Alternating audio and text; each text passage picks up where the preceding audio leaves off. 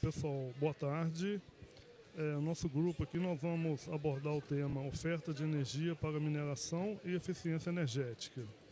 A gente vai ficar aqui de 15h45 até 17h15, que dá 90 minutos aproximadamente, né? E boa tarde a todos.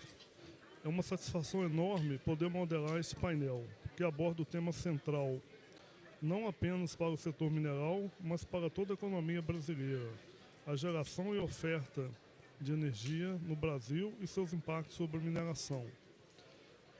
E é exatamente isso que nós propomos a fazer no painel, entender como o setor de mineração pode se adaptar, inovar e liderar a transformação energética, a partir das realidades e oportunidades do nosso território.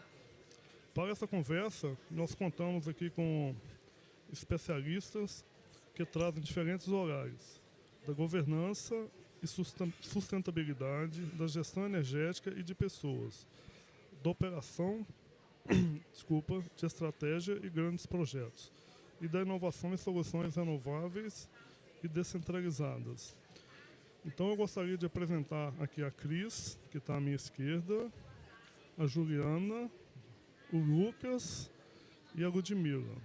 E, por favor, gente, vocês cumprimentem aí, se quiserem falar um pouquinho, né, de vocês, para depois a gente começar a nossa fala aqui com o pessoal. Sim? Quer que eu comece, então? Bom, pessoal, muito boa tarde. Primeiro eu quero agradecer o convite aqui para participar da Expo Zibran. Essa é a segunda vez que eu venho, mas é a primeira vez que eu venho como palestrante, o que me dá muita alegria. Vocês vão ver que durante a minha fala eu vou fazer algumas conexões e algumas comparações bem interessantes com a indústria de óleo e gás, porque afinal de contas tudo é mineração. Então aqui nesse painel hoje o que a gente quer fazer é discutir não só a eficiência energética, mas também que coisas que a gente pode trazer de uma indústria para outra, de forma que a gente possa realmente evoluir e nos desenvolver nessa transição energética e nesse desenvolvimento da indústria de mineração no país. Boa tarde. É um prazer estar aqui com vocês, do lado de pessoas que eu admiro muito, como a Cristina, a Ludmila, conheci o Lauro e o Sérgio também. Eu acho que a gente tem uma oportunidade muito boa de fazer esse paralelo aqui da energia com a mineração e entender quais são os desafios que a gente tem pela frente, e os desafios como nação, né, o que precisa de acontecer para a gente passar pela transição energética de uma forma que coloca o país numa posição de destaque. Bom, boa tarde. Obrigado pelo convite. Primeira vez também como palestrante. Prazer estar aqui ao lado de pessoas tão especializadas no tema, né? Vamos falar assim, a gente teve várias interações antes para falar sobre esse assunto que é o que está em voga. Também é um prazer estar aqui porque Salvador é a terra onde a gente está tentando desenvolver o projeto da Bahia Mineração. É um projeto muito complexo, que a gente entende que vai destravar uma série de outros projetos dentro da Bahia, não só na mineração, mas numa série de outros tipos de commodities que a gente entende que pode ser estratégicas para o país, né, vamos falar assim. E, bom, minha experiência basicamente é em projetos de capital, né, mais de 20 anos trabalhando em algumas grandes empresas, aí, Gerdau, Sumitomo, Anglo, Nexa, Bamin. E eu acho que o cenário ele não muda indiferente da empresa, vamos falar assim. O que a gente vai enfrentar pela frente talvez sejam alguns problemas muito parecidos com os que a gente tiver no passado. Tá? Bom, queria também agradecer ao Ibram pelo convite, primeira vez como palestrante. Eu estou super feliz nesse painel, também as queridas Cris e Ju, conheci aqui o Lucas e o Sérgio. E hoje eu vou poder complementar aqui um pouco da perspectiva agora do lado do hidrogênio verde, de como fazer a transição energética, mas com uma experiência prévia aí de 21 anos na mineração de ferro. Excelente, Lud, obrigado. Então, eu sou o Sérgio, né? Sérgio Saraiva, eu trabalho na Largo, ocupando o cargo de diretor de mineração.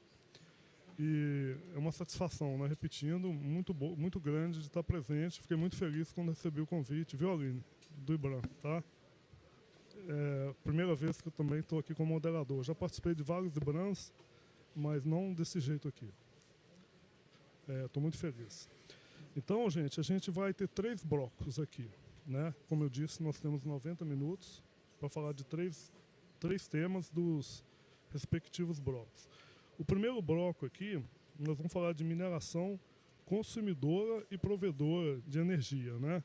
Porque a gente sabe que o custo de energia em mineração, tanto elétrica como as outras, é um custo bastante grande, né? Como aqui tem eu encontrei muita gente aqui lógico, né, do setor de mineração, a gente sabe como que isso impacta no custo final do nosso produto.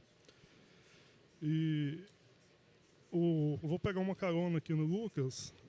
Eu particularmente, né, e lógico que todo mundo, eu torço muito para o projeto da Bamin sair rápido, viu, Lucas? Porque a gente vai ter muita interação, né, nós todos. As nossas minas são relativamente próximas e a gente vai ter uma interação muito grande e nós vamos pegar carona na Bamin, na logística deles. Tomara que tudo dê certo, viu, Lucas? Então eu queria começar aqui nesse bloco nosso aqui, mineração consumidora e provedora de energia. Eu queria fazer uma pergunta para a Cris.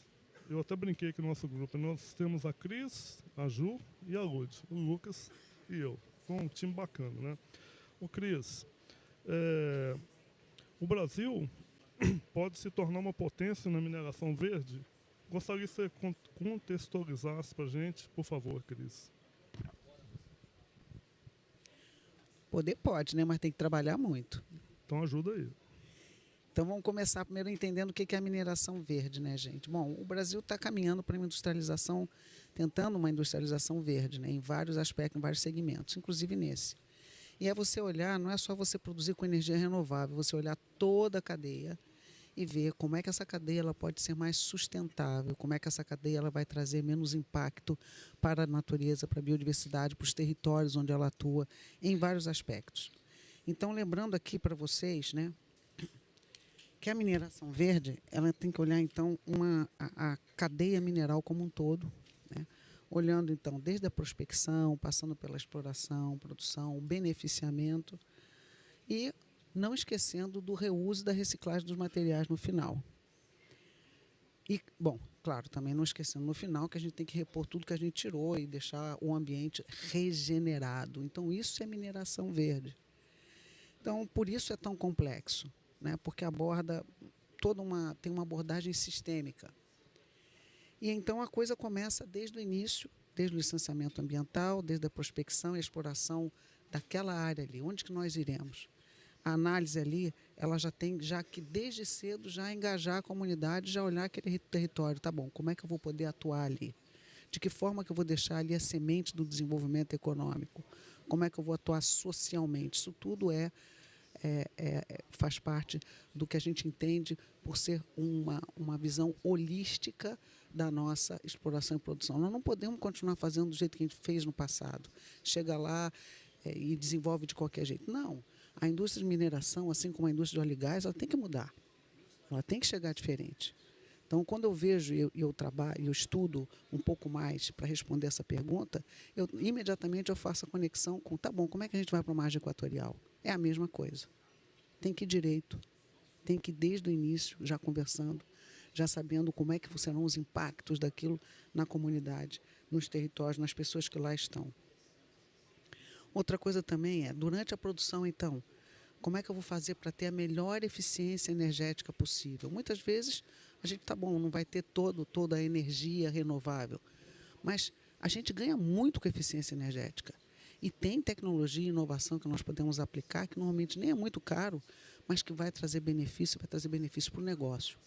Muitas das vezes a gente pensa assim, não vamos gastar dinheiro com isso, porque aí a gente não fica competitivo. Mas quem disse que todas as vezes que você tiver que fazer algum benefício que vai contribuir para o verde do seu negócio ou para a sustentabilidade, isso aí só vai trazer custo e não uma oportunidade de negócio. Essa é a diferença. É como é que nós, líderes, gerentes, conselheiros, pessoas que estão hoje trabalhando com isso, podem olhar e incentivar os seus grupos para olhar aquilo lá com inovação e trazer o seguinte, não, essa inovação aqui, ela pode trazer algum custo, mas ela se paga com outras coisas. Ela se paga com um modelo de negócio diferente. Ela se paga com um produto que eu não estava pensando. Ela se paga com um grupo de pessoas que eu também não estava pensando como é que eu ia atingir. É claro que tem a parte mais óbvia também, né, que é justamente você vai reduzir os custos operacionais. Então, também quando você faz gestão hídrica responsável, você também vai estar pensando também em reduzir seus custos operacionais fazendo reuso de água. Isso também é mineração verde. No que se refere à infraestrutura e biodiversidade, né? Quando a gente vai, e a mineração, ela é, assim como os campos de petróleo onshore, a mineração, ela inevitavelmente, ela vai agredir de alguma forma o meio ambiente. Como é que nós fazemos isso de forma que a gente fragmente o menos possível o habitat? Porque a gente pode olhar para ele e dizer o seguinte, não, aqui não é o melhor lugar para eu atacar, aqui não é o melhor lugar para eu começar essa exploração, essa produção. A gente faz isso na Amazônia, na parte de produção de óleo e gás. Então, no Urucu, por exemplo, a gente produz gás e produz óleo leve. Ali é o seguinte, vocês sabem qual é a regra? A regra é assim, eu chego lá e vou... O melhor lugar para eu furar esse poço é esse daqui. A depender do número de castanheiras que tiver, você não pode fazer. Porque você tem que repor e elas levam não sei quantos anos para se refazerem e não vale a pena. Então, você vai lá e vai mudar aquele poço de lugar. É a mesma coisa. Então, são detalhes que podem ser feitos e que não trazem nenhum prejuízo para aquela produção, mas que poderiam trazer grandes prejuízos para aquele local onde vai se começar. Mas se começar certo, com análise e planejamento, a gente faz o melhor. Também quero chamar a atenção para cadeias de uso e consumo sustentável, né? Em que a gente também tem que ter a transparência, a rastreabilidade, critérios de compra, onde a gente tem que olhar para a cadeia. Quem é que está me vendendo? Que supridor é esse aqui? Ele também atende aos meus critérios da minha indústria verde, da minha exploração verde, da minha produção verde? Reciclagem, eu falei.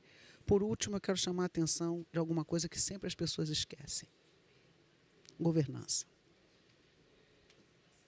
Eu hoje sou vice-presidente do Conselho do IBGC, do Instituto Brasileiro de Governança Corporativa. Eu me apaixonei pela governança desde que eu sofri muito pela falta dela. Eu venho da indústria de óleo e gás e todos nós sofremos muito em 2014. E eu quero dizer para vocês o seguinte, gente, sem governança não tem o E e nem o S. Você vai perder tudo no meio do caminho. Então, por isso eu chamo a atenção também que para uma indústria verde é importante que a gente tenha essa governança transparente e sempre esse foco no ESG. E também dentro desse item, por último, a inovação tecnológica, a inclusão e o respeito às comunidades locais e povos indígenas. Então, inovação tecnológica para que a gente possa fazer o melhor, o mais eficiente e possa, com isso, ter a oportunidade até mesmo de você ter investimentos em operação mais baratos e não esquecer que a gente tem que começar desde cedo e ver que impactos que a gente pode ter naquela comunidade, impactos sociais e que sementes a gente pode deixar para o futuro e o desenvolvimento daquela área. Cris, muito obrigado, né? Brilhante explanação aí. Agora nós vamos passar a palavra para o Lucas. Lucas, gostaria que você abordasse, Lucas, na sua visão, de que forma a mineração pode consolidar como protagonista da transição energética global, não apenas como fornecedores de minerais críticos, como lítio, vanádio, níquel, cobre, cobalto, mas também como agente central no desenvolvimento de novas tecnologias do armazenamento de energia e produção de aço verde. Por favor, Lucas. Então, obrigado, Sérgio. Eu trouxe um material aqui, deixa eu ver se alguém da equipe técnica puder me ajudar aqui. Ah, beleza, está aqui. Funcionou, Lucas. Funcionou. Então, aqui é só um pano de fundo, mas aí até, Sérgio, você pode até me ajudar, né, com o vanádio. Mas quando a gente olha em pesquisas, né, eu queria focar no ponto 5 ali, né, que é o Brasil dentro da mineração, né? A gente é o maior produtor de nióbio e a maior reserva do mundo. A gente é a segunda maior reserva de terra rara do mundo. A gente é a segunda maior reserva de grafita do mundo. A gente é o sexto em lítio, A gente é um dos maiores players globais de minério de ferro de alto teor, né? E aí falo da Bamin aqui, que também representa esse alto teor, né? Lucas, desculpa, Lucas, eu esqueci do ferro, né? Da Bamin. Então, Aborda aí. não, mas relaxa. Essa história do ferro de alto carbono, ou desculpa, o minério de alto carbono é algo que está sendo discutido hoje, né? Porque ele é base para a transição energética, né? Eu trago esse ponto porque o protagonismo para mim no ponto de vista da mineração é assim, acho que é um ponto, desenvolvimento de tecnologia, né? A gente tem que parar de pensar, acho que o Eduardo Letchman trouxe isso ontem, né? De forma bem didática, né? Que a gente vender produtos de valor agregado no Brasil, a gente gera mais dinheiro, a gente gera mais emprego. Então, talvez aquela história da gente vender simplesmente um concentrado de terras áridas e tentar separar isso no Brasil gera muito mais valor. E para que a gente consiga gerar valor, você tem que ter uma sinergia aí entre pesquisa, indústria e governo. Então, falamos aqui do Cimatec, né, aqui na Bahia, que é um excelente centro de pesquisa que pode ser um dos caminhos, mas tem que ter um foco comum. E aí, quando você começa a olhar o longo prazo, você desenvolver tecnologia não é algo que vem de curto prazo. É algo que você tem que testar, é algo que você tem que buscar investidor, é algo que você tem que buscar o governo para viabilizar isso, seja através de novas regras, novos incentivos e assim por diante. E isso acaba trazendo, vamos dizer assim, uma lentidão de um processo de desenvolvimento de tecnologia, né? E aí eu caio num segundo ponto, que é a parte de velocidade. No painel mais cedo, aí o Rubem comentou sobre a questão de projetos de mineração, né? Como é que você tira um projeto do chão? Então, tive a oportunidade de participar de, acho que pelo menos um projeto de cobre, um projeto de níquel, um projeto de nióbio, um projeto de fosfatos, um de minério de ferro. Acho que se você pega lá desde quando o geólogo chegou até o dia que você colocou em operação, são no mínimo uns 15 anos, né? Eu vou dizer que eu estava lembrando aqui, quando o Rubem deu a referência sobre aquele Quelhaveco, a gente teve em 2012 fazendo uma revisão de FE1. Aquele Quelhaveco entrou em operação, acho que 2022 ou 2023. Estou dando exemplos aqui, mas Aripuanã começou em 2004, mas um pouco antes, e partiu em 2022, 2023. A Bamin, 2008. Então, assim, a gente está dizendo que como é que eu faço uma transição energética numa velocidade maior? Com responsabilidade, com sustentabilidade, com governança, igual a Cris comentou. Como é que a gente evolui nisso, né? Então, eu trouxe até um mapinha aqui, né?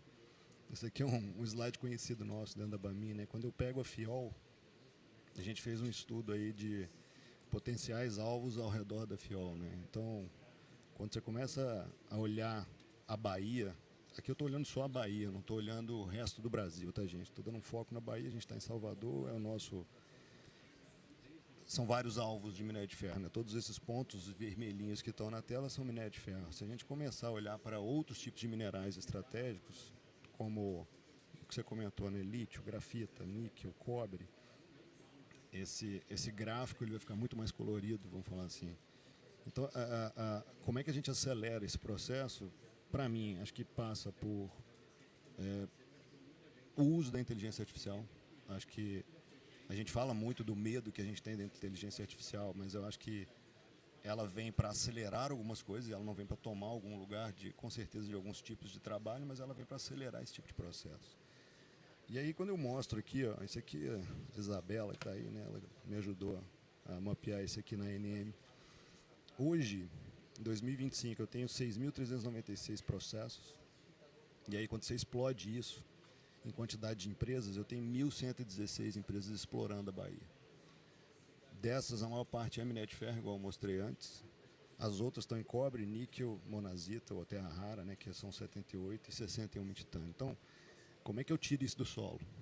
Se a gente fala a partir do pressuposto que hoje, ano 1, eu só vou conseguir tirar isso aqui daqui a 15 anos. Então, a transição energética, com certeza, já teve um boom de inteligência artificial, que daqui a 5 anos é algo completamente diferente do que a gente está aqui hoje. Então, acho que a gente vai ter que pensar de uma forma diferente de como a gente fazer a evolução dessa matriz como um todo, sabe? E, para mim, velocidade e protagonismo da mineração e a questão da tecnologia é algo que acho que são os dois fatores chaves. Obrigado, Lucas. Muito bom. Eu gostaria agora de perguntar para a Ludmila, por favor, Ludmila, por que o Green Steel é o ponto de partida ideal para a indústria de hidrogênio no Brasil? Por favor, Ludmila. Obrigada, Sérgio. Vou contar uma historinha antes, que vai ilustrar bastante por que o aço verde seria o ponto inicial, talvez, da demanda, mas também quais são as condições que o Brasil possui que favorecem a produção de hidrogênio e a descarbonização nesse caso, cadeia siderúrgica, né? Então, a Green Energy Park é uma desenvolvedora e produtora de hidrogênio verde. E quando a empresa começou, primeiro ela tinha um terminal na Croácia para importar hidrogênio em qualquer forma, podia ser amônia, de qualquer forma, e com isso suprir o mercado europeu, que é um mercado que já está mais evoluído em termos de regulação e, portanto, tem regras claras e taxação. E aí as empresas começaram, obviamente, a buscar, principalmente as siderúrgicas, mas também a indústria de fertilizantes, começaram a buscar essa descarbonização através do hidrogênio. E aí a empresa começou a olhar, onde a gente consegue comprar, e não tinha os leilões acontecendo e uma certa dificuldade de se ter, né, o produto num preço competitivo para chegar até a Europa. E aí eles começaram a olhar no mundo inteiro lugares onde tivessem 3 condições básicas. A primeira é a questão da energia limpa e competitiva, né? Então olharam Oriente Médio, África, Chile, Estados Unidos. E o Brasil, obviamente, é o campeão nesse sentido, porque aqui a gente tem energia competitiva e, principalmente, uma questão que é única, que é a questão da renovabilidade com acesso ao grid, né? Então, é um grid, né, totalmente interconectado com as linhas de transmissão. Outro fator importantíssimo é a água, né? Então, para fazer o hidrogênio, basicamente, você entra com água e sai com água. No meio do caminho, você tem eletricidade, que vai transformar essa eletricidade, separar o hidrogênio do oxigênio, para então formar esse gás hidrogênio. E, por fim, uma questão logística importante, né? Tem que ter uma infraestrutura, porque, por exemplo, a África, nesse sentido, tem uma desvantagem, porque a infraestrutura, para algumas regiões, precisa ainda ser construída. E o Brasil, a gente reclama bastante, mas a gente tem. Tem portos, em alguns lugares aqui tem a ferrovia. Então, e aí, para o ponto de vista da siderurgia, descarbonização, o que a gente começou a perceber foi que a Europa começou a fazer investimentos pesados nessa indústria siderúrgica para fazer uma mudança de rota. E só para lembrar, né, a siderurgia é responsável por 7 a 8% das emissões de GHG, né, que são os gases de efeito estufa. E, portanto, na Europa, a regulação foi um pouco mais avançada e eles começaram a ter a taxação e um mercado de carbono que começou a forçar as empresas a terem essa consciência e começar a fazer um processo, de fato, de descarbonização. Não é simples, porque a siderurgia tradicional ela usa carvão, minério de ferro, e a rota que poderia ser descarbonizada, ela é a rota elétrica, mas que utilizava hoje o gás natural para a produção do que a gente chama de metálicos, que pode ser o hot briquette iron, com sucata, com gusa. E aí, para responder a pergunta do Sérgio, então, o Brasil tem essas condições de energia competitiva, que é muito importante, tem infraestrutura e tem colocado um esforço grande para a gente ter zonas de processamento de exportação, principalmente no Nordeste, para fazer o desenvolvimento regional. Então, um pouco do que a Cris falou, de ter esse olhar, né, sobre a questão também do desenvolvimento regional, da questão de sustentabilidade. E, obviamente, tem o minério de ferro, aí, me desculpa os australianos, mas o melhor do mundo, por enquanto. Então, todas essas condições fazem com que o Brasil seja, e, nesse caso, a indústria siderúrgica, ela talvez vai ser a primeira. Não o aço verde em si no Brasil, isso é importante reforçar, porque talvez o Brasil não tenha condição de ser tão competitivo, por exemplo, quanto a China. Mas na cadeia da siderurgia, a gente consegue sim produzir um valor agregado adicional ao minério de ferro e fazer essa exportação para ajudar na descarbonização e, num primeiro momento, do mercado europeu, que é quem está pagando. Esse é um ponto muito importante, né? É quem consegue, de fato, ter uma competitividade, porque tem uma questão de taxação lá, que outras regiões ainda não têm, né? Então, hoje a gente tem um dos nossos projetos, a gente tem 3 projetos no Brasil, todos voltados à produção de hidrogênio, um deles é voltado à produção de hidrogênio para a fabricação desse hot briquette iron, que é um produto intermediário para descarbonizar a siderurgia para a rota elétrica. e a gente exportaria esse HBI aqui do Brasil. Então, essa questão, né, não é uma questão de tecnologia em si, mas, na verdade, é um novo ecossistema, é uma nova indústria que vai exigir uma política industrial nova também, que vai transformar, na verdade, essa energia competitiva que o Brasil tem num produto exportável de alto valor agregado. Muito obrigado, Ludmila. Juliana, Vamos atrapalhar aqui um pouquinho, né? fica à vontade, Cris. Vamos atrapalhar um pouquinho. É bom, Não, Cris. é A uma sua boa participação pergunta. vai ser excelente. Pode ir, obrigado. Deixa eu te fazer uma pergunta. Eu tenho acompanhado um projeto de hidrogênio verde na Holanda. E a maior dificuldade desse projeto deslanchar, apesar de todo o investimento que foi feito, é a falta de hub, ou seja, clientes. Uma coisa vai estar sempre conectada com a outra, né? Queria que você falasse um pouquinho sobre isso. Quer dizer, nós temos que ter o hub para poder ter a economicidade do projeto. Cris, hub é muito importante e também para a produção aqui. Então, todos os projetos que a gente tem desenvolvido aqui no Brasil, eles estão em algum hub. E, geralmente, é uma zona de processamento de exportação. Por quê? Porque você divide a infraestrutura. E isso é muito importante na viabilização. No caso da Holanda, a gente tem trabalhado com vários off-takers, que também a primeira pergunta quando você chega no banco já tem o off-taker, que é quem vai comprar o seu produto. No nosso caso, num dos projetos especificamente, a gente já tem off-takers, que na verdade são refinarias na Europa, porque eles têm também a taxação e a regra já está clara, e eles precisam reduzir imediatamente, e a indústria siderúrgica. Então, e uma coisa depende da outra, mas, de fato, a sua pergunta sobre o hub é muito importante porque você vai juntar aquele ecossistema e é quase um condomínio, e você divide a conta, e isso faz com que o custo geral ele possa cair para aquela infraestrutura que precisa ser colocada. Eu acho que ainda tem outra liga, né, Lud, que quando você fala de aço verde, é porque a gente está olhando para o escopo 3 da mineração. Né? A principal, na Vale, eu lembro que acho que era 90% das emissões de gases de efeito estufa estão no escopo 3, e aí o principal ofensor é a mineração. Então, quando você fala de aço verde, a gente está pensando também na descarbonização do escopo 3 da atividade do minério de ferro. Obrigado, Juliana. Vamos aproveitar que você cumprimentou aí a Lud. E eu gostaria de te perguntar como a eficiência energética pode contribuir para a descarbonização da mineração. Eu fico triste, viu, da gente ser o maior ofensor. Mas fica à vontade, Juliana. Bom, vamos lá. Eu vejo o seguinte, eu sempre falo que tem um paradoxo entre a mineração e a transição energética. Porque quanto mais a gente precisa da transição energética para evitar o aquecimento acima de 2 graus Celsius, as mudanças climáticas e tudo mais a gente vai precisar da atividade da mineração.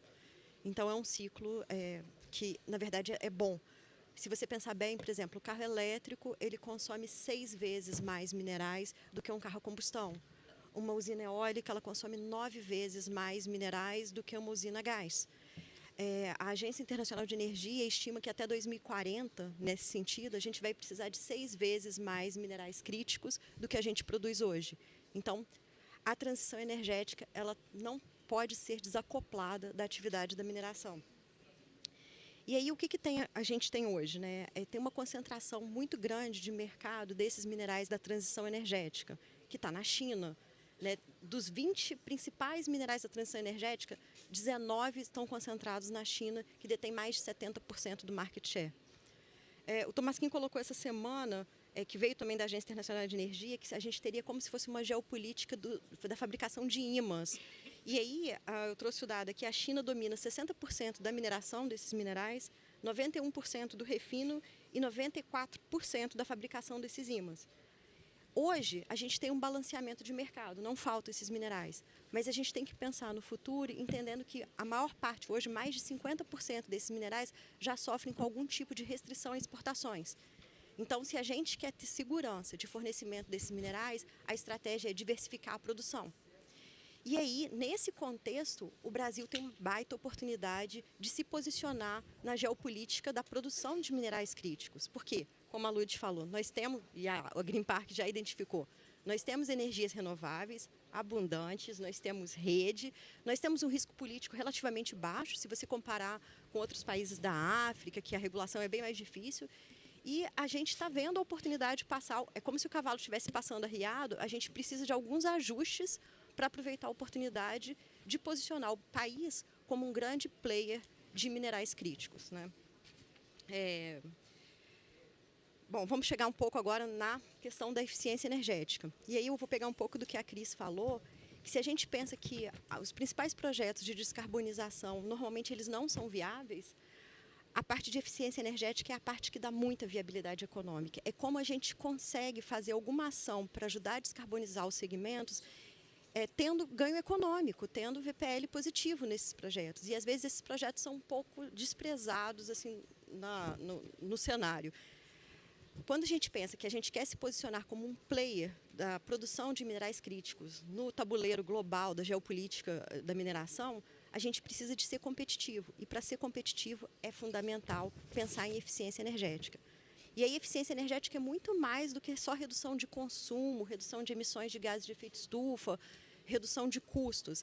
A gente pensa que quando você vai implantar um sistema de eficiência energética, você precisa de ter uma série de dados levantados e organizados, um sistema de gerenciamento de energia que vai te permitir, para além da própria eficiência energética, o uso de inteligência artificial em processos como gêmeos digitais, em processos de melhoria, otimização das manutenções, das frotas, das rotas. Então, é ganho para todos os lados. E aí a eficiência energética está indo muito além da redução do consumo. Porque, para a gente pensar em eficiência energética, a primeira coisa que eu vou falar, tem que medir quanto que você consome. E aí não é só energia elétrica, quanto que consome de diesel, quanto que consome de gás natural, porque o que a gente não mede, a gente não gerencia.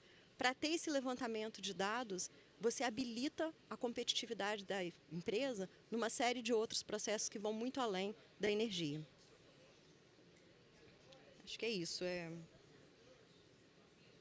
Tem uns exemplos, né, que todas as grandes mineradoras têm usado, a Glencore está usando, já gêmeos digitais, a Rio Tinto também já conseguiu reduções significativas de custos com otimização de frota, a Vale tem alguns exemplos também de otimizações com eficiência energética. Então, é quase que mandatório, se a gente quiser participar da geopolítica dos minerais críticos, pensar em eficiência energética nesse processo. Posso falar aqui? Gente que vem da área de manutenção e operação, né, sabe exatamente que a eficiência energética está totalmente conectada à sua eficiência de produção. Redução de custos. Parou, claro. Parou, perdeu. Então, quando você faz toda essa parte de integridade, de manutenção, então você está trabalhando para a melhor eficiência, que é a eficiência energética, mas também a eficiência da produção. Então, as coisas estão muito conectadas, né? E a gente, às vezes, esquece disso. Eu demorei muito tempo para perceber que integridade e eficiência estavam totalmente conectados. Cris, e tem aquela máxima, né? A energia mais barata é a que você não usa. Então, essa... E a mais cara é que você não tem. Exatamente. Muito bom. Muito obrigado, viu, Juliana? Excelente. O tempo todo, Juliana, eu nunca esqueço do primeiro treinamento que eu fiz com o professor Falcone, né?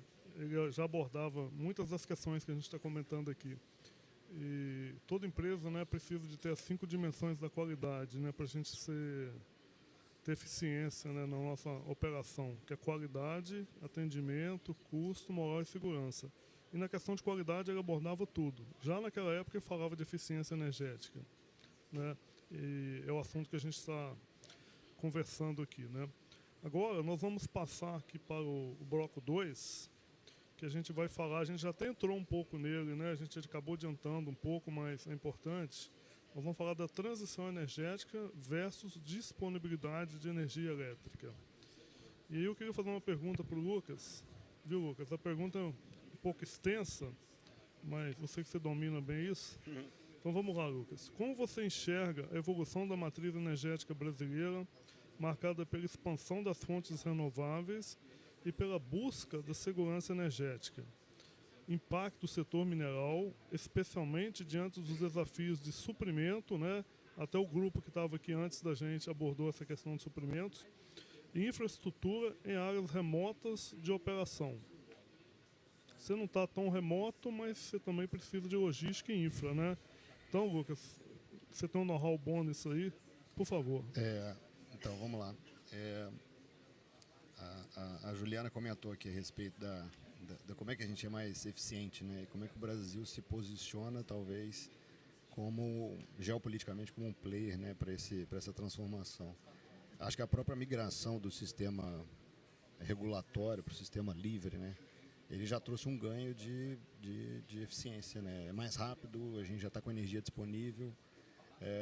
Para quem entrou, vamos falar assim, com o pleito de TUD, né? Vamos falar de redução desses impostos, ele já cai naquela questão que a Cris trouxe aqui, que eu estou reduzindo meu OPEX.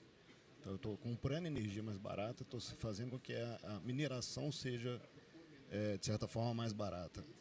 Naquele fator que a gente comentou aí, que se a energia elétrica está entre 10% e 30% do OPEX de uma operação, acho que vai depender muito de que tipo de operação. Geralmente, quando você tem um smelter, a energia elétrica é bem mais consumida do que quando você compara com uma planta de concentração de minério de ferro, né, vamos falar assim.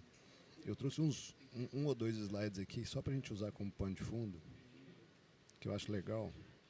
De novo, aqui, gente, são dados públicos, tá?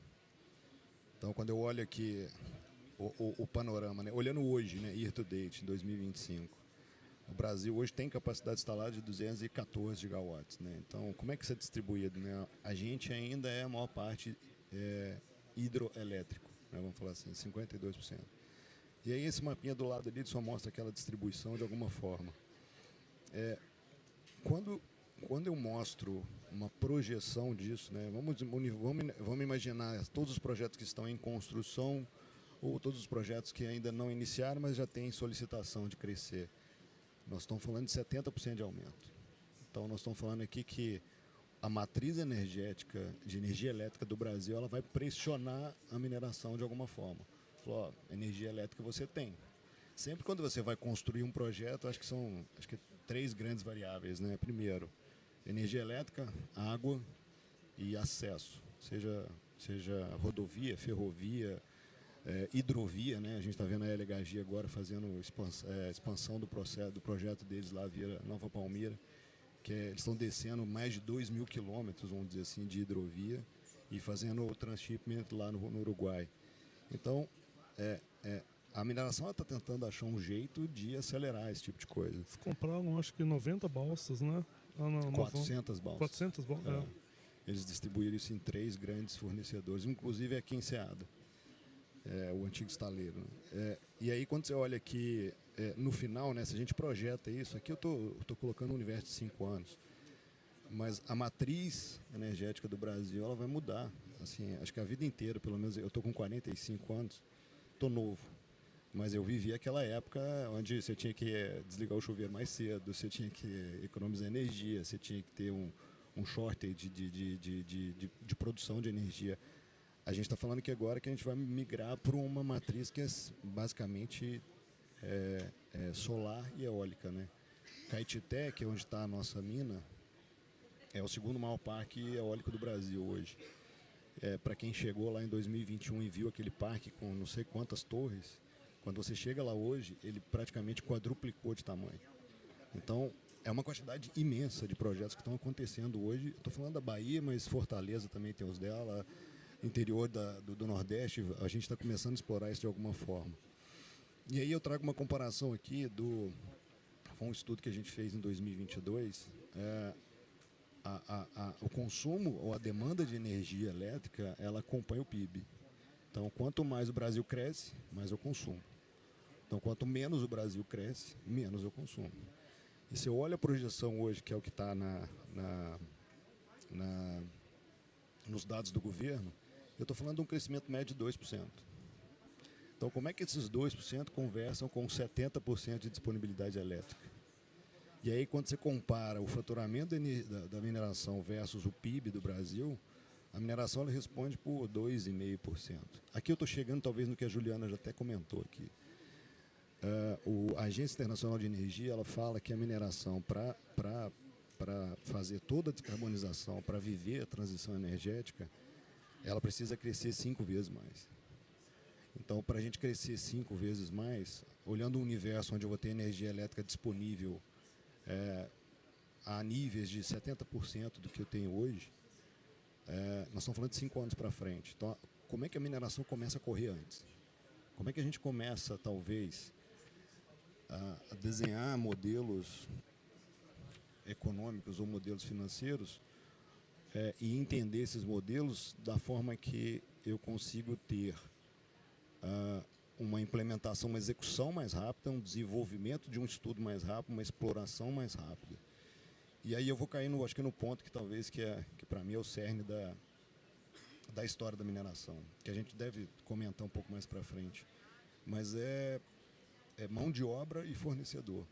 Eu acho que a gente não vai ter mão de obra desenvolvida o suficiente dentro da mineração para crescer 5 vezes no universo de 20 anos. Por quê? Porque eu tenho que formar gente em engenharia de mina, em geologia, em engenharia econômica, em manutenção, operação. Esse cara tem que desenvolver 5 anos, pelo menos, dentro de uma operação para tentar assumir uma planta que fica numa região remota. O mesmo eu falo de fornecedor, né? Desde quantidade de empresas que têm equipamentos de sondagem para fazer uma quantidade de sondagem, para converter recursos em reserva. Grandes construtoras que consigam fazer implementações ou construções em lugares remotos. A gente teve uma redução, vamos falar assim, da quantidade de empresas grandes que executam grandes projetos no Brasil. A gente está vivendo isso e a gente entende que teremos poucas hoje disponíveis para fazer projetos do tamanho que é o, por exemplo, da Bamin. Nós estamos falando aqui de bilhões de dólares, né, de alguma forma. E para destravar aquela quantidade de projetos que a gente viu ali, que pelo menos na Bahia, né, ao redor da FIOL, você vai ter que ter empresa disponível e gente disponível para isso. Tá?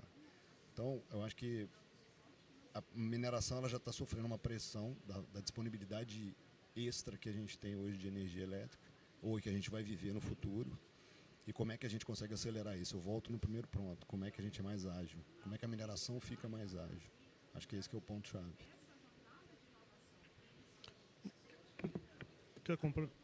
Cris, você vai complementar? Eu queria que a Ju e a Lu complementassem, porque a gente estava discutindo justamente isso ali fora, e eu acho que tem dados assim importantes para a gente trazer nesse atraso que a gente já tem hoje, como é que a gente corre para poder atender. Lute, antes de eu queria fazer uma observação que vai ajudar o seu complemento. Uhum. Quando eu trabalhei na Alcoa, que a gente abriu o projeto Juruti, aí nosso chefe pediu para a gente fazer uma visita na Austrália. Um projeto que ia abrir lá, não era da Alcoa. E faz bastante tempo, né? Foi 2006, 2007. Aí, quando a gente chegou lá na mina, no local da onde seria a mina, né? Região de Pilbara, aí tinha uma pessoa do governo australiano. E aí ele estava explicando pra gente, quando você vai abrir uma mina na Austrália, você mostra todos os benefícios que você vai oferecer para o país. Aí o governo te dá estrada, ferrovia, faz a Mine Town, né, tão falada lá na Austrália, te coloca água, enfim, te dá toda a infra. Então a empresa, quando ela chega para abrir a mina, assim, você tem o grosso do que você gastaria num projeto, né, o governo já fez, porque vai receber muitos benefícios. Aqui no Brasil, tudo é o contrário, né? Para você ter licença, a gente já sabe como que é. Para a gente poder fazer uma estrada, ferrovia, porto, né? Que são projetos caríssimos, né, Lucas? Então é uma série de entraves que as empresas de mineração sofrem, né? Mas desculpa, complementa aí o Lucas, por favor.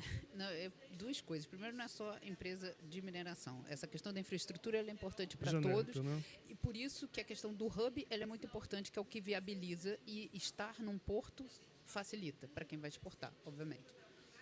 E talvez a exportação vai ser, vamos chamar assim, o primeiro passo, porque outros mercados estão mais desenvolvidos. Mas um ponto que eu queria comentar da fala do Lucas rapidamente é que essa questão da falta de mão de obra é algo que a gente não tem falado muito e vai ser um problema. Vai ser um problema não só para a mineração, mas vai ser um problema para o setor, por exemplo, de transição energética, de hidrogênio. Hoje, quem é que está formando engenheiro de moléculas? Né? Você tem lá. Aí, talvez, o que vai acontecer é que a gente vai ter que pegar a experiência, por exemplo, da própria Petrobras, que criou, né, a universidade e que fez uma formação pesada, né, dos seus engenheiros, inclusive com parceria com várias universidades, para ter o curso de engenharia do petróleo, né, que não tinha antes e depois foi criado. Então, isso é um ponto muito importante. E aí, acho que o Lucas falou, não sei se na primeira ou na segunda agora fala dele, que a gente tem todos o Cimatec aqui, por exemplo, né, na Bahia, que né, um Instituto Tecnológico de Ponta, mas a gente vai precisar começar também na regulação a prever esse tipo de capacitação para essa indústria acontecer, porque senão, daqui a pouco, não vai ser o problema da energia, vai ser o problema da falta de mão de obra, e aí a gente não vai conseguir, de fato, entregar. Né? Então, assim, era esse comentário que eu queria fazer, Cris. Nós precisamos subir nosso helicóptero, né? Não pode pensar só na mão de obra, tem que pensar no todo, né? Você quer complementar, Juliana? Tá, como você falou de regular, né, Luiz, agora nós vamos falar de uma palavrinha que eu tenho até medo de falar, né, que é regulamentação. E aí eu queria aproveitar e perguntar para a Cris o que o setor mineral pode aprender com a experiência da ANP. Primeiro você pulou Oi? Você pulou a 6. Aqui está tudo combinado. Não pode fugir muito do script, não. Você está me pulando, Sérgio. Bom, Confundiu aqui. essa história de um entrar na vez do outro. A 6. Não. Agora bom. vai ser, Sérgio, não discute. Vamos consensar, tudo bem. Nós ensaiamos, né, nós combinamos, né, desculpa a falha, né? Mas eu tô certo, mas vamos lá. Muito bom. Mas você Ele tem... deve ser casado há uns 50 anos para ter respondido isso. A gente sofre muito, né, Cris? Vamos lá. Então vamos lá. Juliana, quais os desafios do setor elétrico para atendimento das demandas de descarbonização da mineração no Brasil? Abordagem também, por favor, sobre regulamentação e as agências regulatórias. Por favor, Juliana. Obrigada, Sérgio. Desculpa, viu, Juliana? Não, sem problema. Mas essa pergunta ia ser feita, viu? Ia ser feita. Não, mas é só Desculpa aí, pessoal. para pegar o gancho aqui do que o Sérgio estava falando, porque o Sérgio mostrou exatamente essa abundância do crescimento da matriz energética brasileira, que a gente está ficando cada vez mais com fontes renováveis, principalmente eólica e solar. Né? A fonte solar está crescendo tanto que já passou a eólica no Brasil em termos de capacidade instalada. Então a gente tem a primeira fonte, a hidrelétrica, depois a solar e depois a eólica. Isso é muito bom, né? São fontes limpas e tal, ajuda a transição energética, mas tem problemas também aí, né? São fontes intermitentes e tal, e que geram uma série de desafios para o sistema. O primeiro desafio que eu queria apontar é um desafio de competitividade, que é preço. E aí a Lud sabe bem que, por exemplo, se a gente quiser ter uma competitividade para o hidrogênio em termos globais, a gente precisa de uma energia elétrica muito competitiva. Aí fala assim, beleza, a gente tem muitas fontes renováveis que estão barateando de custo, a instalação desses parques solares, desses parques eólicos é cada vez mais barata, a gente vai ter essa competitividade. E aí eu vou falar, calma aí, porque a gente tem na conta de energia o preço da energia, o transporte dessa energia, uma parcela gigantesca que a gente paga de encargos setoriais e mais impostos. Então, a gente gera uma energia barata, mas ela chega para o consumidor final cara. E isso mina a competitividade que a gente tem o potencial de ter. E nesse pacotão de encargos setoriais, envolve o quê?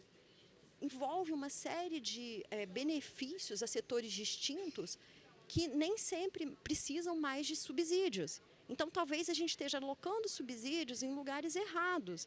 A gente dá subsídios para a fonte solar e para a fonte eólica, reduzindo o custo do transporte delas. Mas essas fontes já não são as mais baratas do mundo. E aqui mais ainda, porque a gente tem país abençoado por Deus e bonito por natureza, a gente tem muito sol no país inteiro, tem um potencial de eólica dos melhores do mundo também, principalmente ali concentrado no Nordeste. Mas se a gente pega e aproveita esse potencial todo e carrega a conta com um monte de subsídios, a gente está destruindo a nossa potencial competitividade da energia no Brasil.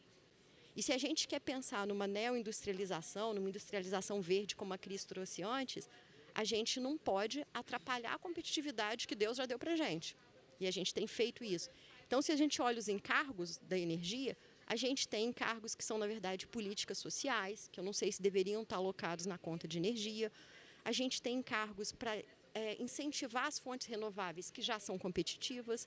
A gente tem encargos para estimular a geração distribuída, que é uma bênção, mas já virou uma maldição no setor elétrico. A gente tem encargos para estimular o consumo de carvão. A gente está falando de descarbonização, a gente está ainda estimulando o consumo de carvão? Tá, tem encargo de subsídio no carvão.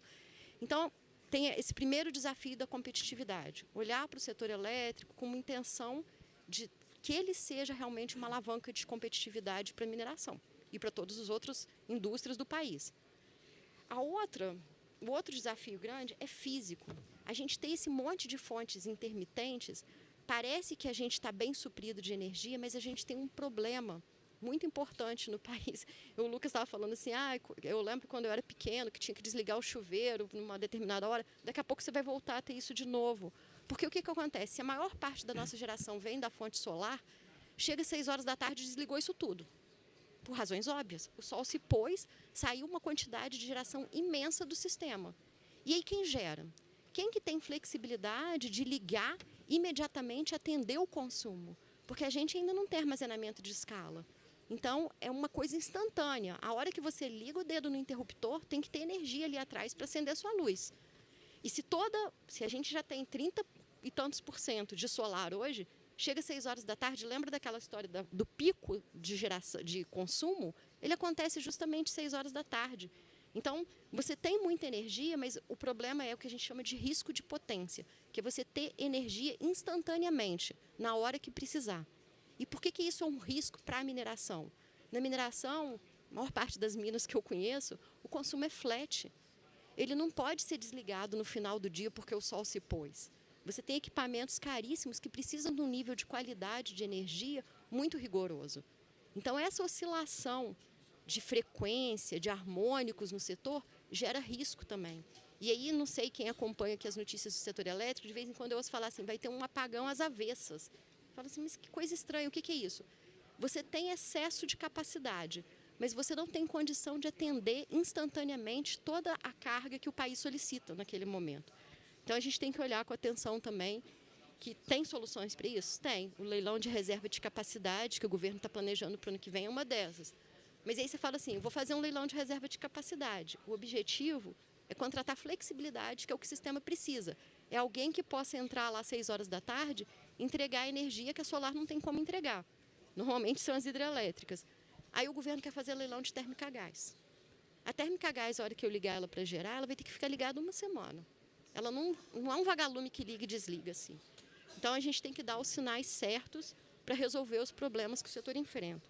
E, por fim, o terceiro desafio é um desafio regulatório.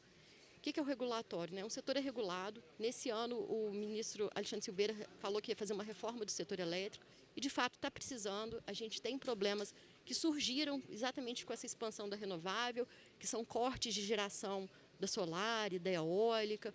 Tem problemas de atualizar as concessões das distribuidoras que estão vencendo, das geradoras. A geração distribuída entrou e cresceu muito e você precisa de rever essa regulamentação. E aí, nesse afã de ajustar o setor, saíram 4 medidas provisórias.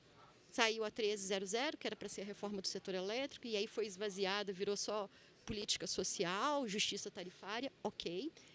Julgaram tudo para uma 1304, que foi chamada uma medida de contenção de danos, que era para tentar resolver o que não foi resolvido na 1300. Ela está no prazo agora dela até o dia 7 de novembro. Tem a outra medida das EPEs lá, que vai impactar muito o pessoal do hidrogênio, que é para ter renováveis para as zonas de exportação, de processamento de exportação.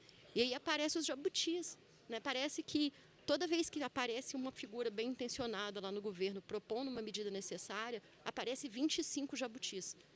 E aí a gente fica tentando ver como é que a gente faz uma regulamentação que faça sentido técnico para o setor, que proteja, que dê segurança de suprimento, que traga competitividade de custos. E no meio disso tudo, já não vão demorar mais, a ANEEL, que é a Agência Regulatória do Setor Elétrico, que é super importante, que é responsável por fazer esses leilões, responsável pela fiscalização das obras de transmissão, responsável por fazer as tarifas do setor regulado, é esvaziada em termos de orçamento e vira uma guerra do Ministério de Minas e Energia com a ANEEL, querendo esvaziar a importância da agência. E aí, como que isso tudo casa e funciona bem pensando no país, né? Então, são esses os pontos. Obrigada.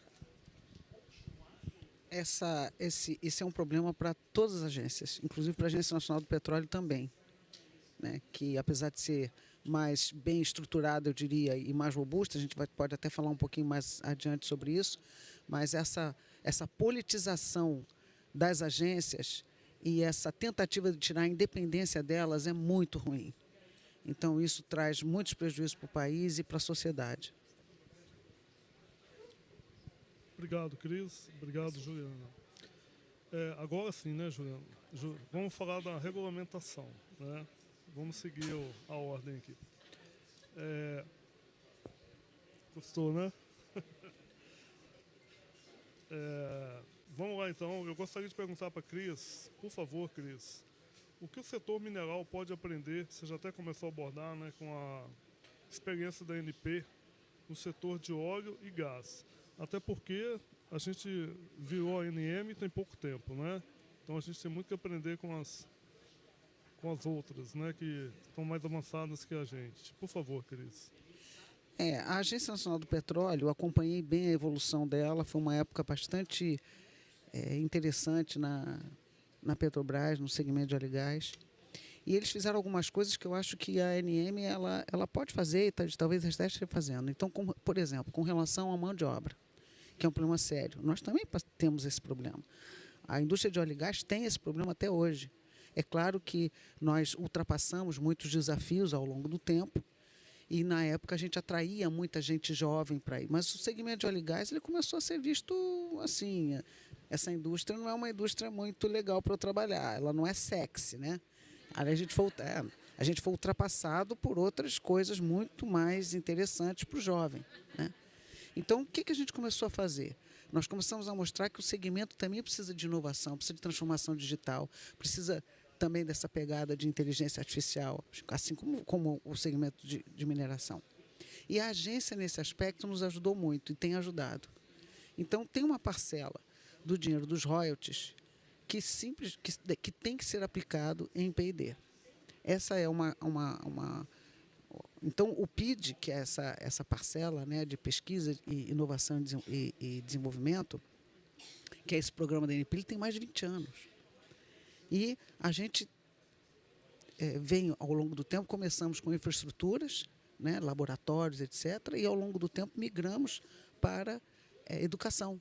Então, hoje tem o programa NAVE, que também trata disso. Então, você também, uma parcela desse dinheiro, que é bastante bem gerenciado pela agência, e as empresas reconhecem o benefício disso para elas mesmas, tem sido aplicado em educação.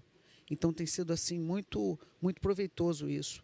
E aí, com isso, as universidades e as escolas e tudo, elas têm promovido bastante essa evolução para que a gente tenha cada vez mais mão de obra adequada. E é claro, porque o próprio segmento de óleo e gás, ele teve que evoluir com relação não só à transformação digital, mas também com renovável. Porque também o segmento tem que trabalhar com inovação, descarbonização da sua cadeia e também aplicação em energia renovável, né?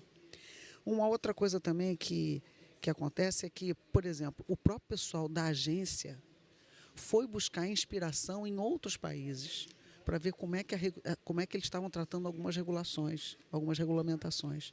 E isso ajudou muito. Então, vou dar um exemplo. A Agência Nacional do Petróleo, por exemplo, nos ajudou muito a aplicar segurança de operação, segurança dos processos. E eles foram para a Noruega aprender. E nós também fomos. Então, os funcionários da agência, também sendo pessoas que vão fazer mestrado, doutorado, que vão estudar em outros países, que vão trazer essa competência técnica, ela também é extremamente bem-vinda, porque ela ajuda as empresas e ajuda o diálogo. Porque não tem nada pior do que uma empresa que tem uma competência técnica muito alta, como a Petrobras, por exemplo, ela não ter o diálogo no mesmo nível que a agência. Porque isso traz entraves, traz desconfiança, não traz um ambiente de transparência e de confiança. Então, eu diria essas três coisas, né? Regulação, treinamento de mão de obra e treinamento interno da própria agência são coisas que eu acho que tem que ser bastante vistas e que trazem um benefício muito grande. Ótimo, muito bom, Cris. Muito obrigado.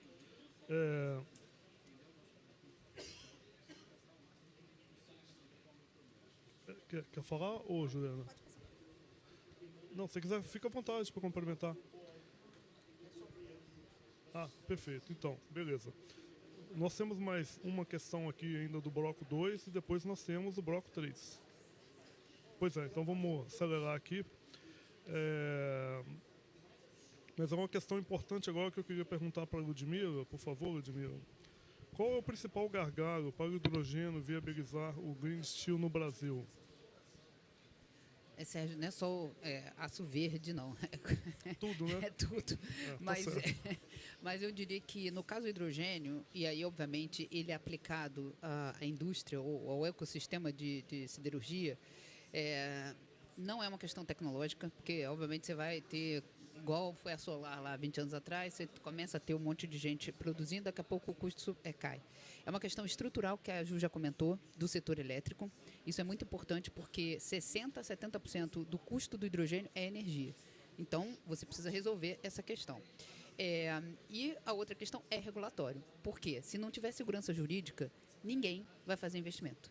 Absolutamente ninguém. E o capital, ele é impaciente. Então, se a gente não se organizar aqui, esse capital vai embora e ele vai achar outros lugares que talvez não fossem tão competitivos quanto o Brasil, mas que vão ter a condição necessária para ter um mínimo de previsibilidade para que esse investimento possa acontecer, porque são investimentos bilionários, né? Então, só um exemplo aqui, até para questão aqui do tempo, hoje, por exemplo, várias empresas, na região do Pecém, você tem mais de 82 projetos de hidrogênio que hoje estão esperando ter um acesso ao grid. Por quê?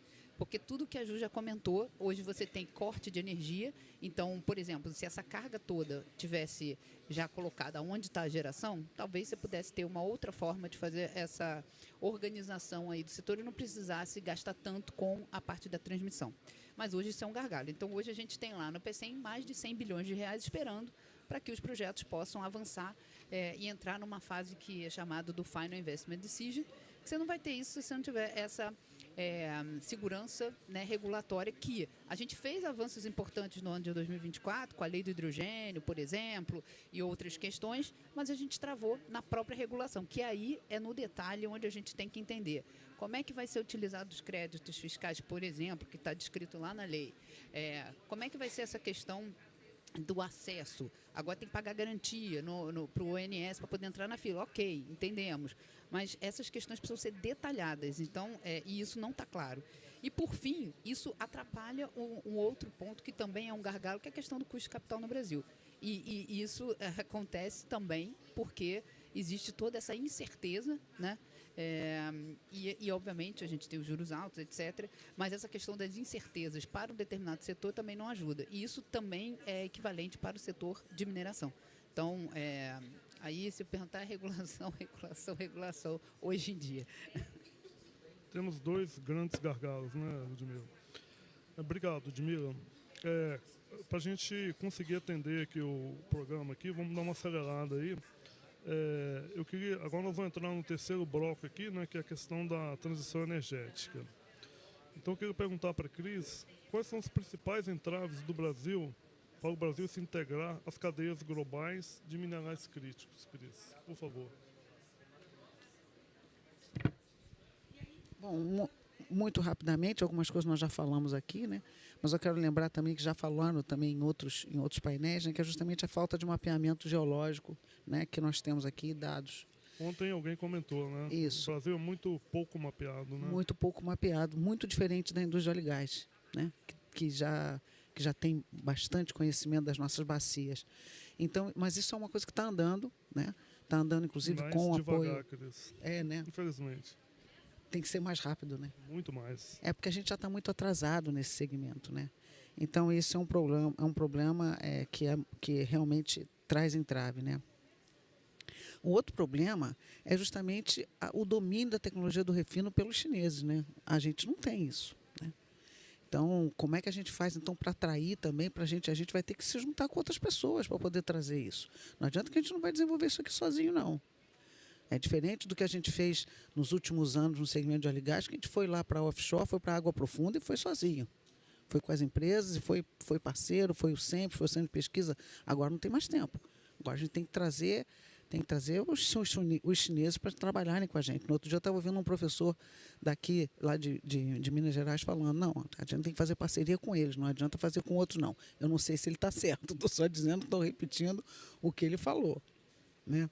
Isso traz um problema geopolítico grande para nós, né? Porque com a briga com os Estados Unidos e a China, nós vamos ter que ter relações aí, ter uma diplomacia muito boa, né? Para a gente poder avançar nesse aspecto com os chineses e continuar de bem com os Estados Unidos. Então, isso aí, mas acho que a gente está fazendo um bom trabalho, viu? Parece que a nossa diplomacia está fazendo um bom trabalho. Vamos ver. Esperamos, né? A outra coisa é justamente o licenciamento ambiental, né? Então, assim como a indústria de gás, o licenciamento ambiental para a indústria de mineração é tão complexo quanto, talvez até mais, porque a gente vê tudo. Então, recentemente tivemos aí uma modificação interessante, né, na parte da lei de licenciamento ambiental para acelerar alguma coisa. E eu acho que foi benéfico. Tinha algumas coisas ali que chamam, como a Ju fala, os jabutis, que estavam ali bem ruins, mas eles foram devidamente retirados. Então, eu acho que tem avanços aí interessantes. Por outro lado, o licenciamento é o que se vê, né? Então, hoje eu estava ouvindo aqui, o licenciamento ambiental para uma licença de mineração demora mais de 10 anos no Brasil. Mas isso não pode continuar dessa maneira. Não é só licenciamento para mineração, não, viu, gente? Vocês viram aí como é que tem sido a margem equatorial, também tem sido bastante duro para o segmento de óleo e gás. Desculpa te interromper, essa questão de licenciamento, vocês viram o que o governo de Goiás fez? Caiado? Não. Tinha, se eu não estou enganado, mais de 800 projetos na fila para licenciamento. Estaduais, provavelmente, né? Estadual, todos estaduais. Acho que só tinha um ou dois que envolvia IBAMA, por questão de Frona e Rebel. Ele contratou uma empresa especialista para agilizar. Acho que em 10 meses eles aprovaram todos os projetos, que deu um investimento de 40 bilhões de reais para o estado de Goiás. Né? Eu acho que isso aí é um bom exemplo, né? Desculpa que eu interrompi sua fala, não, mas eu acho você fica falando de jabuti. Em Minas, a gente, né, eu já cansei de ouvir, principalmente no Pará, né, na mineração Rio do Norte, na própria Alcoa, na Hidro, em Paragominas um pouco. Gente, não coloca jabuti em cima da árvore. Para descontrair. Continua, Cris. Não, eu terminei. Esses foram, para mim, os pontos principais aqui. É isso mesmo. Se você pudesse dar uma sugestão, vamos direto para as perguntas, senão não vai sobrar tempo. Então, sim, mas... As perguntas do público. Então tá. Vamos aqui para a próxima pergunta aqui. Para o Lucas. Quais são os desafios, Lucas? Ela está um pouco parecida com o anterior. Quais são os desafios, mas ela é mais abrangente?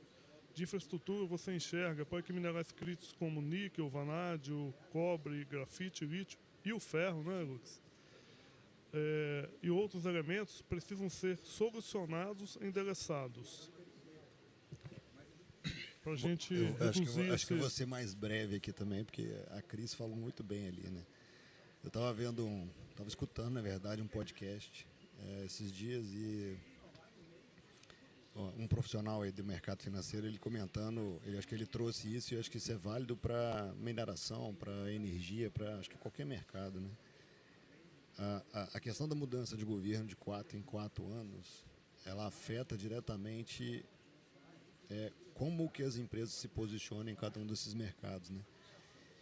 Sendo que uma empresa deveria pensar em 10, 15 anos, né? Quando você olha para a China, por exemplo, quando a China começou a fazer o que a Juliana comentou aqui, né? De começar a verticalizar, de começar a procurar mineral fora da China, de começar a ser o que a China é hoje, ela começou isso há 15 anos atrás, 20 anos atrás. Então, eles vieram para o Brasil, eu participei de alguns processos onde eles acabaram adquirindo minerais estratégicos no Brasil, mas eles começaram 20 anos atrás, e aí o governo foi dando o apoio que eles precisavam em termos regulatórios, em termos financeiros, em aportes e etc. e tal. Aqui no Brasil, a gente tem uma política que migra de 4 em 4 anos, ou não. E aí as empresas elas acabam sendo impedidas ou elas acabam sendo restritas a pensar de 4 em 4 anos. Em vez de a gente pensar um universo de 15 anos, onde a gente começa a explorar, a fazer isso talvez que aconteceu em Goiás, né, que é, vamos destravar os processos ambientais de alguma forma, vamos incentivar isso, etc. e tal. Então eu vejo que falta um pouco de sinergia entre talvez como o nosso país pensa a longo prazo. Aqui eu não estou falando do governo, estou falando das agências. Eu acho que tem a questão que a Juliana trouxe aqui das sinergias, acho que a Cris também trouxe, né, a questão das sinergias entre a agência e os ministérios. Quando troca o ministério, troca a forma como eles enxergam as coisas. E volta no zero. E Né? aí a gente vê a situação da ANM hoje. Né? A situação da ANM, 200 e não sei quantas pessoas aprovadas para entrar, do nada, pum, parou. E aí? Quem que está avaliando barragem? Quem que está avaliando direito minerário? Por que o Brasil não pensa de uma forma onde a gente precise o Brasil precisa da ANM. A ANM ela precisa se reestruturar, ela precisa ter talvez esse suporte financeiro que ela precisa para ajudar a mineração a crescer na velocidade. Então, olhando para um universo de entrave, eu concordo com a Cris que a questão ambiental é um negócio que a gente precisa pensar em acelerar. Claro que sendo responsável, né, Cris? Manter talvez a robustez, né, o rigor que a gente tem hoje para a parte ambiental, mas como é que eu acelero uma pilha de documentos que a gente manda para lá? Você mudou um roteirozinho, um acessozinho, um tipo específico de equipamento, você tem que ressubmeter tudo e entrar mais 2, 3 anos na fila. Fala, Cris, ajuda aí. Não, é justamente isso. Se você não estabelece uma relação de confiança, acabou. E você só consegue, pessoal, né? e você só consegue com uma agência forte, com competência técnica forte. Então não vira um setor profissional, acaba virando um setor pessoal. Que se você não tem entrada, você não consegue acelerar o processo. Então, acho que olhando até para concluir, para passar para as meninas também falarem, o ambiente regulatório, ele precisa ser mais ágil. O ambiente socioambiental precisa ser mais ágil e eu acho que tem que ter um grupo onde que se discute esse melhor aparelhamento das instituições que suportam a mineração, de alguma forma.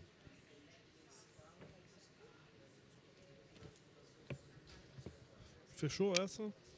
Tá, vamos... Eu queria, Juliana, te perguntar, no que diz respeito às novas tecnologias, como por exemplo hidrogênio verde, quais são os desafios? Juliana, e eu gostaria que a Ludmila complementasse, por gentileza, Ludmila, que vocês são especialistas.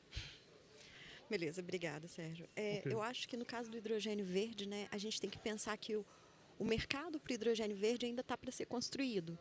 E então a gente está deslocando combustíveis fósseis para tentar inserir o hidrogênio verde. E isso tem uma inércia grande que precisa de regulamentação para a gente conseguir deslocar o gás natural, diminuir riscos operacionais, criar todo um mercado, porque não é como a gente tem...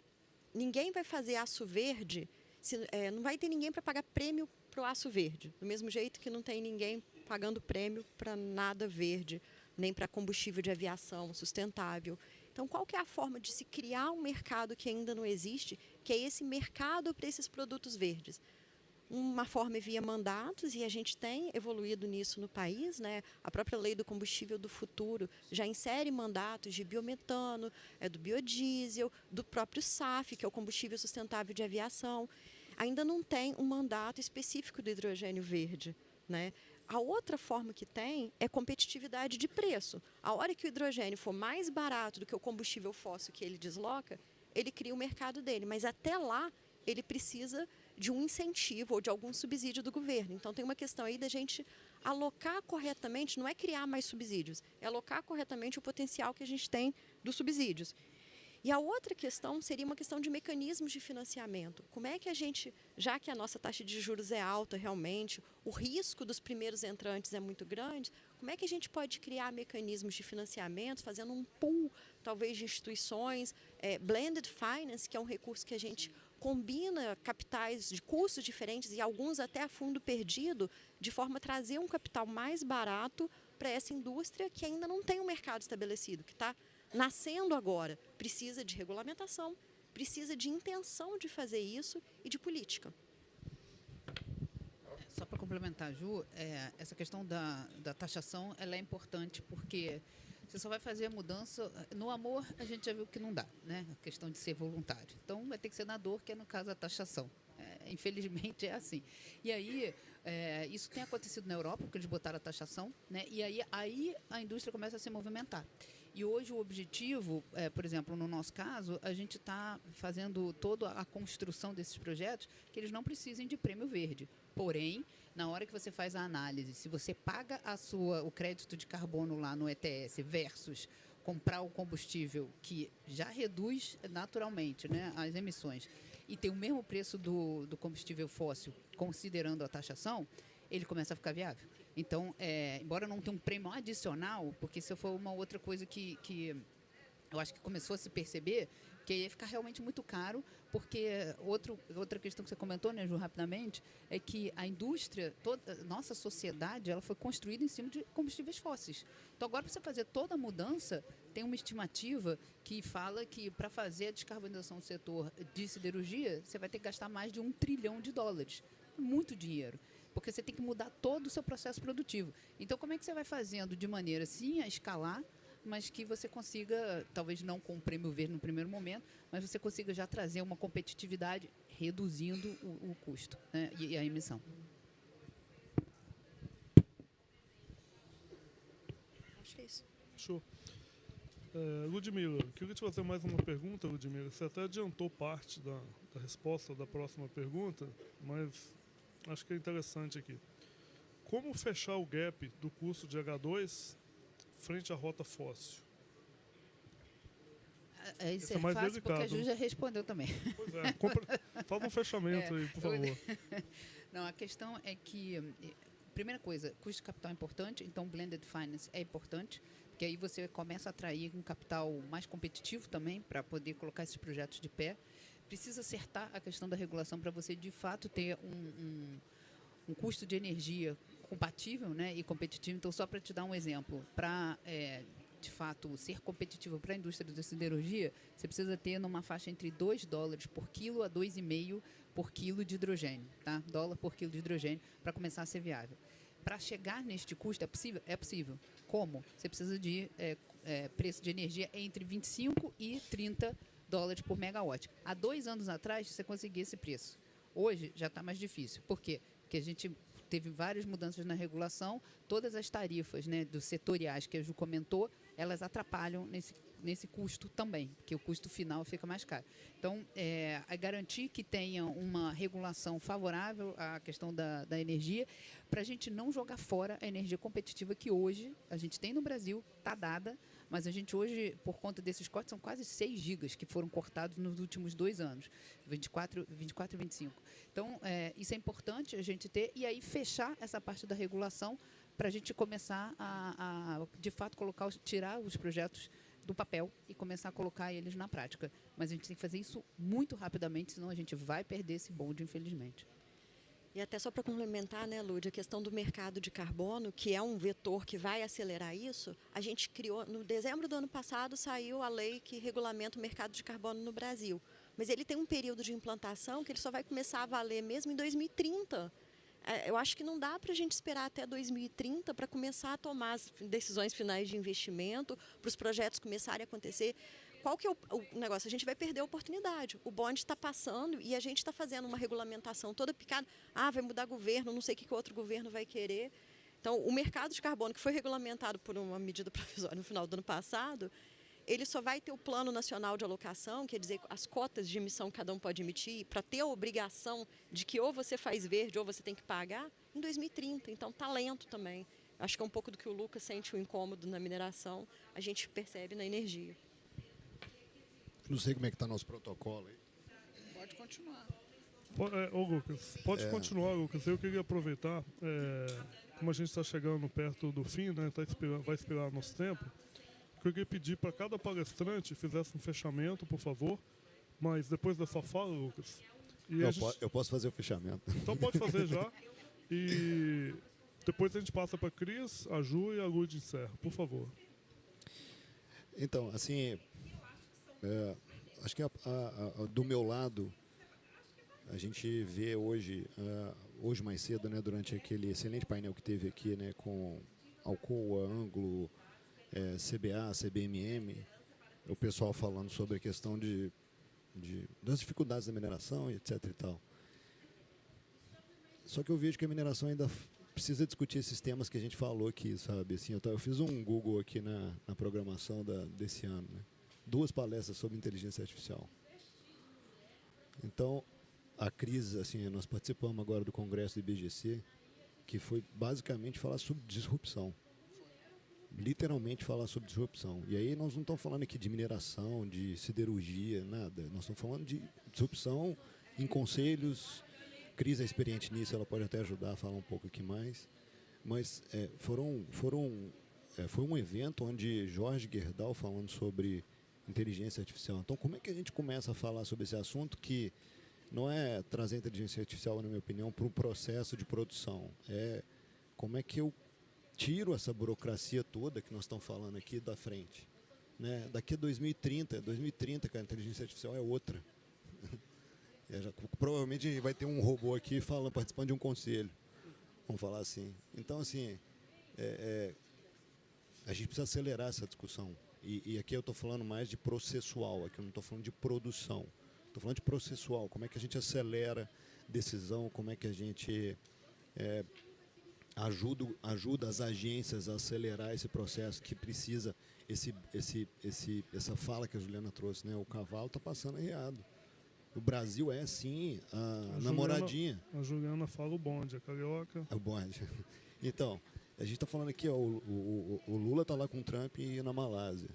Provavelmente ele está sendo enamorado pelos minerais estratégicos. A China também tem esse enamorado pelo Brasil, vamos falar assim. Então a gente está sendo disputado, de alguma forma. Só que a gente tem que aproveitar isso. Como? A gente precisa ser mais eficiente, burocraticamente falando. Seja numa agência de regulamentação da mineração, seja numa agência de regulamentação de transporte, de óleo e gás. O óleo e gás é o que a Cris trouxe, né? Talvez está na vanguarda aí quando comparado com as outras. Processos ambientais mais, como é que eu vou dizer assim, a gente chama de... Tem um termo que eu estava lendo agora, carpool lanes, né? Como é que eu faço análise de processos socioambientais de forma sinérgica? Ou seja, eu pego uma região de contorno, em vez de avaliar uma empresa, eu avalio várias empresas. E aí eu libero processos, como que você comentou de Goiás lá. Vamos falar assim, eu libero mais processos de uma forma mais ágil. Acho que esse é um. E o segundo, eu tive na Austrália num congresso de mineração em 2019. Lá eles já falavam da dificuldade de mão de obra. Que na Austrália vai ter... Apagão, né? O apagão, o shortage de mão de obra. A gente vai viver isso aqui. Quando você pega a média de candidato por vaga na UFOP, que é nas melhores universidades da base de mineração, né, geologia, mina e processo, 2, 3 candidatos por vaga. Essa geração nova não quer isso. A Cris trouxe o termo sexy, né, Cris?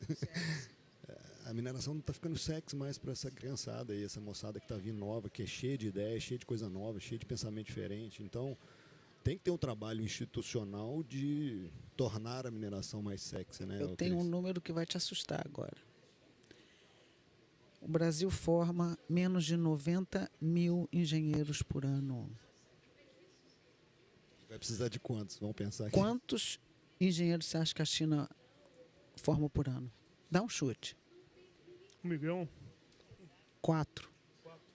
4 milhões de engenheiros por ano a China forma. Esse é um problema do nosso país. Nós estamos caindo, gente. Está caindo. Quantos engenheiros tem aqui hoje? Ih, que beleza, hein? Não, achei pouco. Também achei pouco. Mas também olha esse ambiente, meu filho. Está todo mundo comprado já. Então, isso é um problemaço.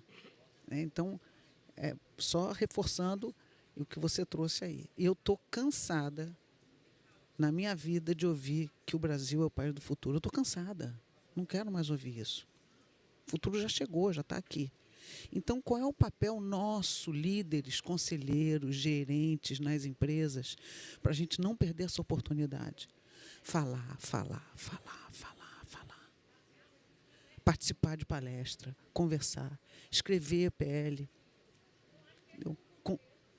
Trabalhar muito fortemente as relações governamentais. Porque não tem outro jeito, não. E aí, quando a gente tem a sociedade do nosso lado, a coisa anda.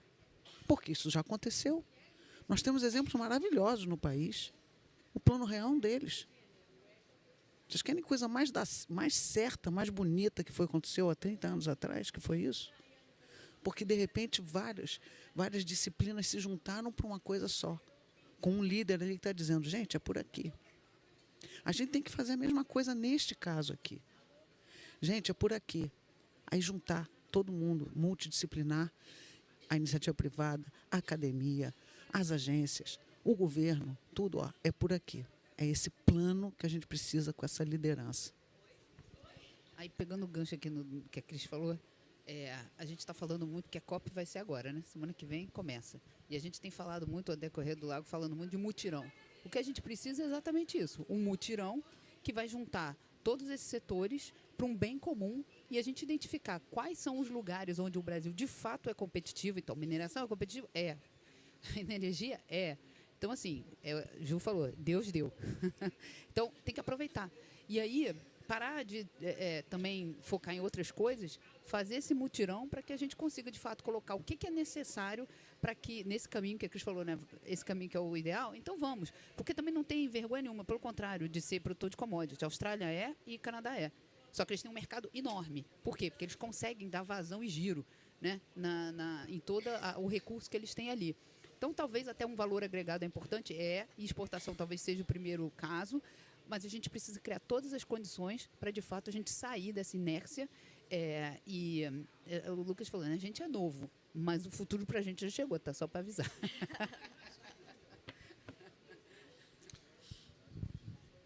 Eu não tem como não concordar.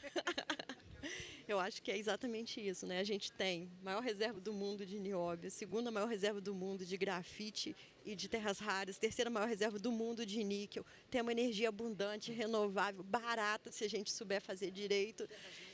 Terras não tão raras. Temos potencial de ter, inclusive, a mão de obra. É uma questão de formar e transformar o setor uma coisa interessante, de vanguarda. A gente quer crescer como país, tem uma política, uma ideia de uma política de industrialização, de fazer o crescer do país.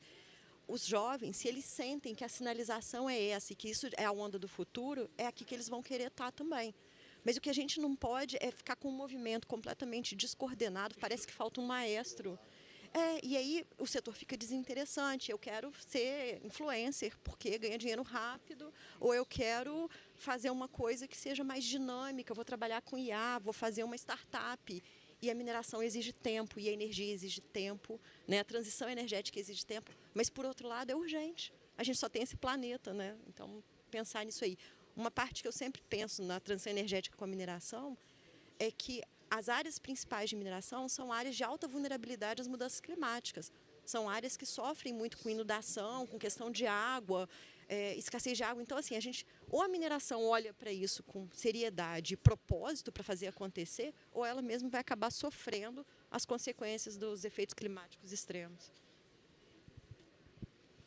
Muito bem lembrado. Na matriz energética, na matriz de risco das empresas, tem que ser levada as mudanças climáticas, obviamente, porque o risco é do negócio, assim como também a desigualdade. Por isso que eu também insisto tanto no S, a licença para operar, que a desigualdade também é uma grande ameaça para o negócio. Mas muito bem lembrado essa parte da adaptabilidade, né? Adaptabilidade para as mudanças climáticas. Eu vou comentar rapidinho aqui, Lucas. Você comentou da engenharia de Minas, na escola de Minas, da UFOP, né? Eu formei lá. Quando eu fiz o vestibular, era muito difícil passar, né? Tinha 2 vestibulares por ano. Tinha julho e dezembro. Foram 27 candidatos por vaga. E hoje você falou que está 2, 3, não é isso? Isso é preocupante, realmente, né? Vai faltar profissional. Hoje, quando a gente precisa de um bom engenheiro de Minas para trabalhar com planejamento, curto, médio, longo prazo, planejamento estratégico, a gente tem muita dificuldade. Normalmente você tem que tirar de outra empresa ou formar um trainee e leva tempo. E né? na sua experiência, quanto tempo você demorou para formar? Eu fui muito estudioso, não é, cara? Não, eu não estou dizendo formei... você, mas as pessoas da sua equipe. Demora muito tempo. Mas eu formei em 4 anos e meio, adiantei um semestre. Mas estudei muito. Mas é muito difícil, cara. Você formar uma equipe é muito difícil. Quando sai um profissional, a gente sempre acaba sobrecarregando alguém, né? É muito difícil. Nós estamos chegando aqui no fim, pessoal. Eu queria aproveitar aqui para agradecer aos palestrantes, né? Eu não conhecia nenhum deles. Tive o prazer de conhecer a Cris. Desde que a gente foi comunicado, viu, Aline? A gente teve uma interação bastante grande. Viu, Cris? Aprendi muito com você, seu know-how, agradeço. A Juliana, idem, porque são assuntos que, assim, parte desses assuntos estão no meu dia a dia, né, de trabalho, alguma coisa que eu fico lendo e tal. Mas muitos assuntos eu não tenho conhecimento, né, assim, bem superficial. Foi um aprendizado muito bom, Juliana. O Lucas, como é mais próximo da minha área, né, Lucas? Muita gente comum, né? Muita coisa em comum, né? Eu tenho amigos que trabalharam e ainda tem que trabalham na Abamin.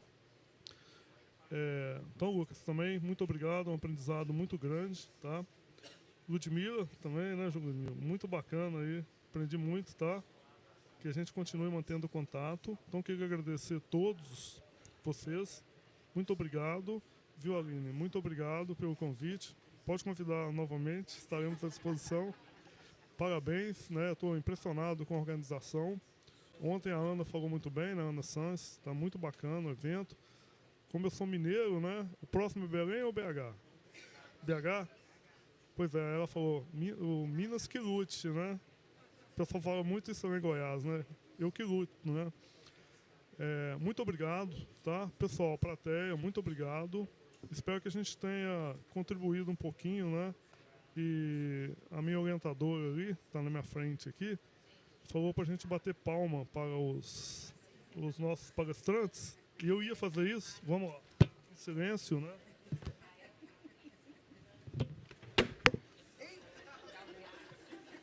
Melhor bater palma, né?